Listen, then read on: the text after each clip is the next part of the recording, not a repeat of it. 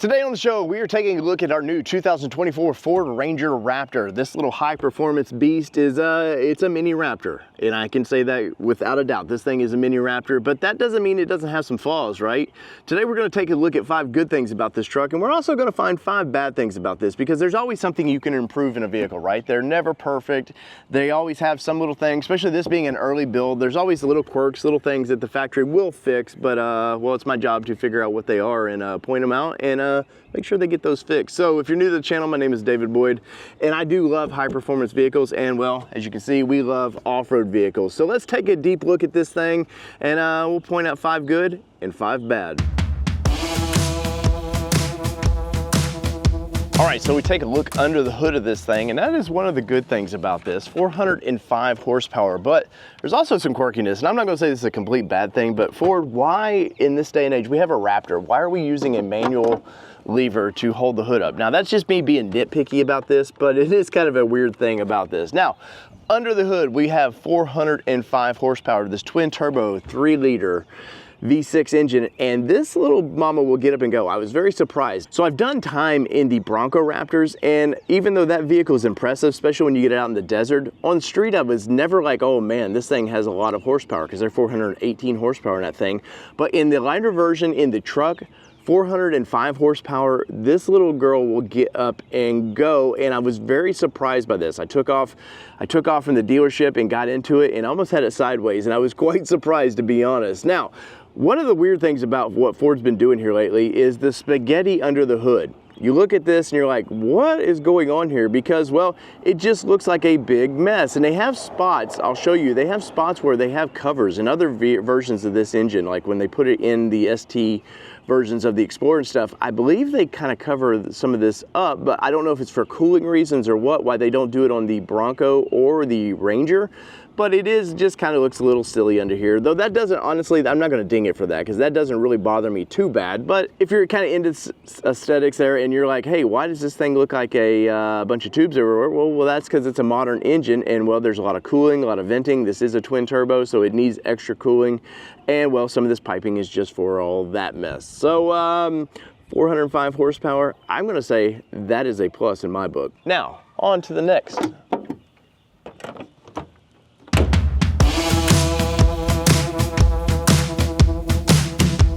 As we go around this thing, and just a beautiful looking truck. I love the shelter green on this thing. That is a plus to me, but that is not completely where we're going with, because, well, one ding I want to give this thing is for the running boards. And you can see they're dirty because we've gotten this thing in the mud.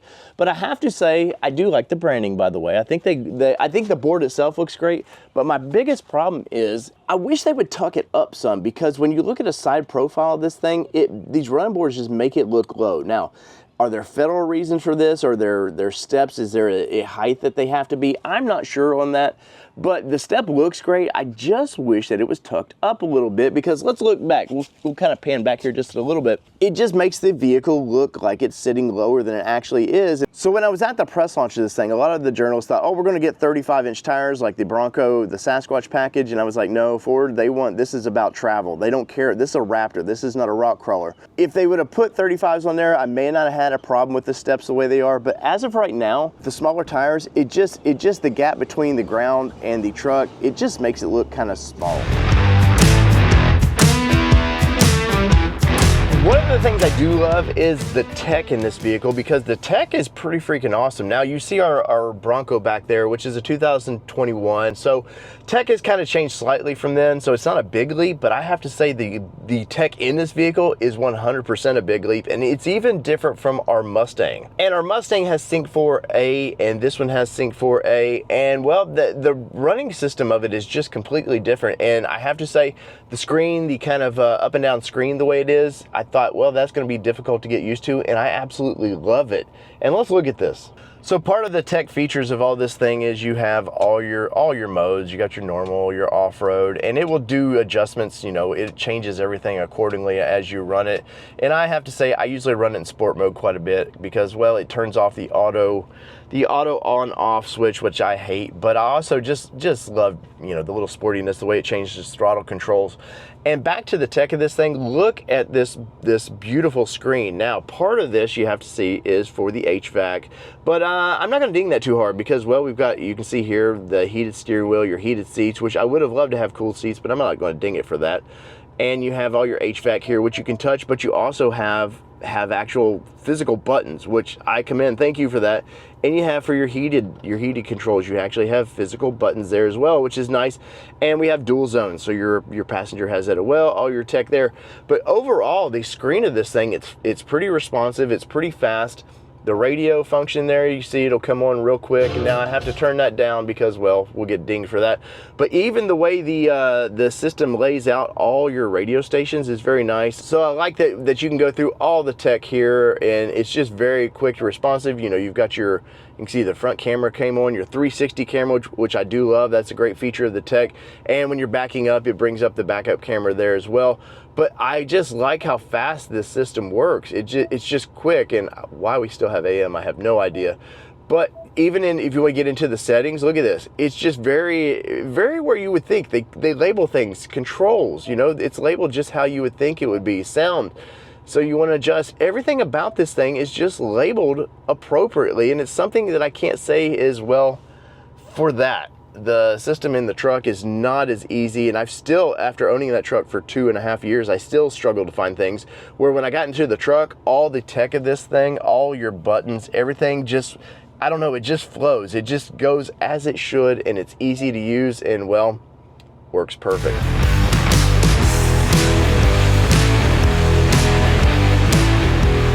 Get into this thing, of course you can see it there, it's just going to let you know that you're in a bad mother effer. I've noticed from driving this thing, one thing in this dash that just boggles my mind, and once again, I'm being nitpicky on some of this stuff, and it could be just design features that I'm not aware about, but this bump, what is going on here? Now it looks like there is a speaker in there, so maybe that's part of it.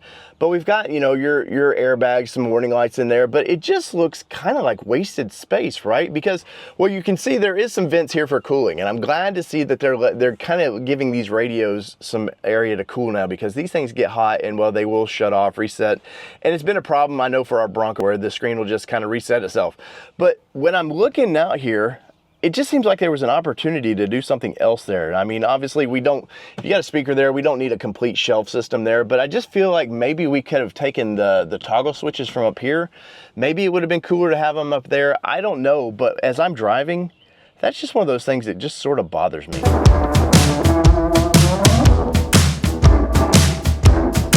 Another feature that I like and love about this thing that, well, I think some of the older Ford products could be fixed is their sensors. The sensors on our Bronco are just way too sensitive.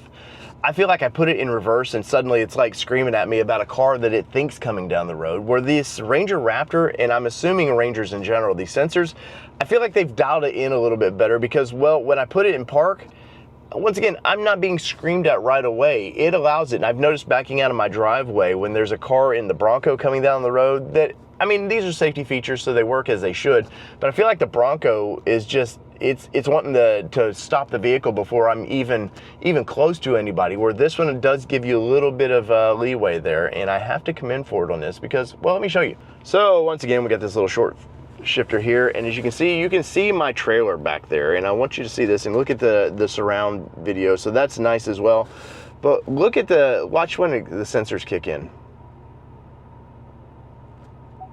See, I'm close to it. I'm in the Bronco, I would have been feet, it seems like, away before the sensors kicked in.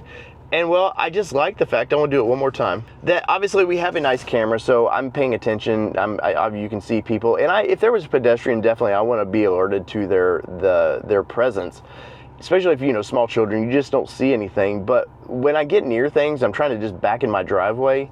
I don't need to be yelled at constantly. As you can see, look, I'm still pretty far away. I do love the fact that I can just back this camera right up into that if I want to. And it just works well. It's something we've both noticed that I just really feel like they've dialed in, and the system is just right. So in the comments, let me know, have you had any experience with this, or the Bronco especially, and do you feel like they're just a little too sensitive?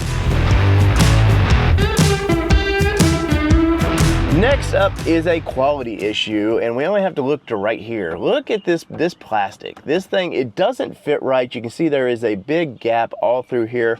I feel like it's supposed to be tucked up like that, and then, well, I've seen it just kind of bouncing around like this when I drive, and it may be something that I end up taking to my dealership and just saying, hey, is it supposed to be like this? But that gap right there, it just doesn't seem, you know, like quality, like you would expect from a Raptor. Like I've literally been driving and I can see wires hanging inside there. Now, does it affect the driving conditions of the vehicle? No, but this is something when you're paying for a premium vehicle, you do kind of expect premium features, and well, that right there just kind of bothers me. And I'm sure Ford will get that with Job 2 and down the road, but at the launch of the vehicles, I just kind of would have hoped for a little bit more than that.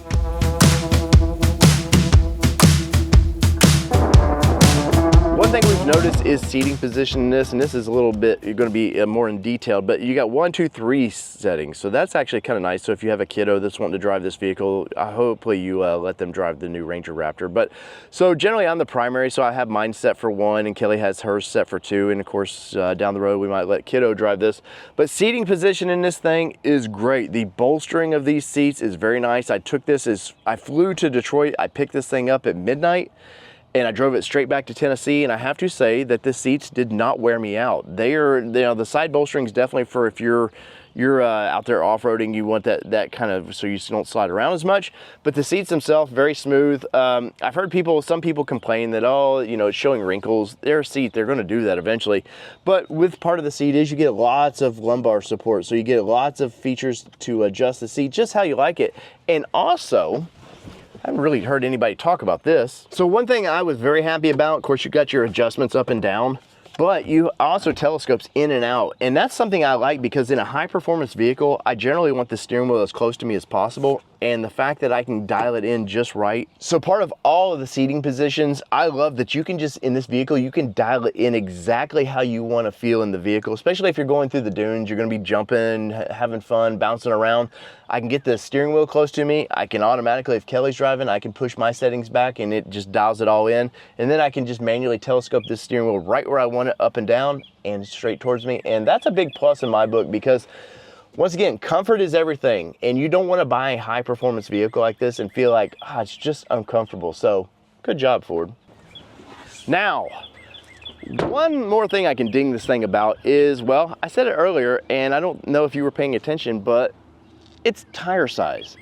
Everybody I know wants 35s on this thing. And now, of course, we bought the Sasquatch package with that came with 35s. And I don't think people totally understand why they don't want 35s on this because, well, we do know this was developed in Australia. So, well, they were worried about, you know, travel. You want wheel travel. You want it to be able to go up and down and to the maximum it can. And the smaller tire that they put into this thing has been great for that. But here in America, unfortunately, everybody wants that extra inch. Everybody wants to add some tire size, and you can add tire size, but from the factory I would have liked to seen them do 35s, and I think people would have loved it. Of course, being a Raptor, you know, we got all the fun goodies in there, and well, it's a truck. And I do expect this thing to do truck things, and one thing that I did order, and I have to say Ford did an outstanding job, was the bed liner. This bed liner, and they do this after the fact, they have an actual place by Michigan Assembly Plant where they take these trucks to do the bed liner separately. I feel like this thing was just done from the factory this way, and I talk about this quite a bit. If you want to wait, give yourself an extra week or so, because that's about all it adds to this. I think it's well worth it because, for one, you're going to get the cool Ford badging. You know it's going to be assembled back properly. We don't have to worry about any warranty issues with all the lighting and stuff. It's all been done from the factory, so I don't ever worry about that. I think if you have this done, you know, aftermarket, which a lot of people, you know, they use all the Rhino liners and all the Herculiners and all the companies. You can do it yourself, or you can go to a place to have it done. I just feel like for the week that it added my wait time, that I'm just a happier camper. I don't have to get my brand new vehicle and then a week or two down the road, take it. Maybe somebody's already thrown something in it, scratched the bed up. I know from the get-go, that this thing has been bedlined, and I have to say good job, Ford, because this bedliner is fantastic. So we are about to start this thing. One thing I will ding this for, you can tell that Ford designed this for a key. I know the XL on down, the XLT, they all have keys, so that's not a bad thing, but you can just tell that this was like, uh-oh, we've got a Raptor we're doing, and obviously you can't put it here because we have our brake controllers and like that. So our push button start, I want to push that. We want to start this thing. And of course you get all your little fun Ford stuff up there and all your goodies up there. But this E-shifter, I'm struggled with this thing because it is such a short throw. And they do a different version in the XLTs and Lariats and such, but they were trying to make the Raptor special. Well, it is special, and this thing is cool, and you know, you put it in drive there, you're good to go. But it's a very short throw that it takes a while to get used to. And as you can see here, we put it in reverse. All the tech of this thing works like just as it should, but I've noticed when I'm not watching and I'm just watching the road and I need to put it in reverse quickly, that sometimes I'll put it in park. And it's just kind of thrown me off. It's one of those things you will adapt to, and clearly Ford's not going to change this. This is what it's going to be. But I will say, I would have liked something more substantial here, and I think I even said this at the press launch of this vehicle, that this is going to take a little bit to get used to, and 100% it is a little bit harder to get used to. So there were 5 good, 5 bad things about the new Ranger Raptor. I'm curious, let me know in the comments below, have you had any issues with yours? Or are you trying to get one and you watch this video going, okay, now I have a better idea of what to expect? Because we're gonna find more bad things about this thing, I'm sure, and I'm gonna find a lot more things that I think I'm gonna like about this. So leave me a comment, let me know what you think, and what do you want us to do with this thing? That's always a fun time when you let us know, hey, this is how I would do my Ranger Raptor. So you know what to do. Comment below. So whether it be 2-wheel drive, 4-wheel drive, or this bad mother effer Ranger Raptor, my dream ride that I get to drive thanks to you guys. It's been your All Terrain Nation. I'm your host, David Boyd, and we're out. Peace, everybody. Love y'all.